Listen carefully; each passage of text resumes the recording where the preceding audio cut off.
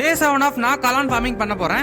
நேத்துக்கு நம்ம ஃபார்மோட fumigation first stage தான் பண்ணோம். இன்னைக்கு செகண்ட் ஸ்டேஜ் பண்ண போறோம். பாத்தீங்கன்னா நான் பொட்டாசியம் பெர்மனேட் வாங்கிட்டேன். இதை ஒரு கொட்டாங்குச்சில கொட்டி நம்ம ஃபார்மோட சென்டர்ல எடுத்துட்டு போய் வச்சிடணும். இந்த பொட்டாசியம் பெர்மனேட் கூட நம்ம வாங்கி வச்சிருக்க ஃபார்முலேனியும் கொஞ்சமா கலந்தீங்கன்னா அது ரெண்டு கெமிக்கல் ரியாக்ஷன் ஆகி அதுல இருந்து ஃபாகா வர ஆரம்பிச்சிடும். இதுல இருந்து வர ஃபாகு பாத்தீங்கன்னா நம்ம கண்ணுக்கே தெரியாத சின்ன சின்ன மைக்ரோ ஆர்கனிசம் எல்லாம் கில் பண்ணிடும். இந்த ப்ராசஸ் பண்ணதுக்கு அப்புறம் பாத்தீங்கன்னா நம்ம ஃபார்மை க்ளோஸ் பண்ணிட்டு ஒரு 3ல இருந்து 4 நாளைக்கு நம்ம ஃபார்முக்குள்ளேயே போக கூடாது. அதுக்கப்புறம் நான் போய் ஒரு படுதா எடுத்துட்டு வந்து நல்லா வெயில் அடிக்கிற இடமா பார்த்து விரிச்சிட்டு அதுல ஒரு கட்டு வைக்கல எடுத்துட்டு வந்து போட்டு வைக்கல பாத்தீங்கன்னா நல்லா வெயில் அடிக்கிற மாதிரி எல்லா இடத்துலயும் பரவலா பரவி விட்டுக்கணும். நம்ம கிட்ட பழைய வைக்க இல்லாதனாலதான் நம்ம இந்த மாதிரி பண்றோம். 2 மணி நேரம் நல்லா காஞ்சதுக்கு அப்புறம் பாத்தீங்கன்னா அந்த வைக்கல சின்ன சின்னதா சாப் பண்ண ஆரம்பிச்சிட்டேன். அதுக்கு முன்னாடி நம்ம சேனலை இன்னும் நீங்க சப்ஸ்கிரைப் பண்ணாம இருந்தீங்கன்னா மறக்காம சப்ஸ்கிரைப் பண்ணிட்டு இந்த வீடியோக்கு ஒரு லைக் பண்ணிக்கோங்க. இந்த மாதிரி சின்ன சின்னதா கட் பண்றேன்னு பாத்தீங்கன்னா அப்பதான் நம்ம காளான் பெட்டில மைசிலின் ஃபார்ம் ஆகிறதுக்கு ரொம்ப ஈஸியா இருக்கும். பாத்தீங்கன்னா நம்மளுக்கு தேவையான அளவு வைக்கல் கட் பண்ணியாச்சு. அப்படியே சாயங்காலம் டைம் ஆனதுனால படுதா போட்டு நம்ம வைக்கல மூடிட்டு நானும் அப்படியே கிளம்பி போயிட்டேன். இன்னைக்கான வேலை அவ்வளவுதாங்க. நாளைக்கு சந்திக்கலாம்.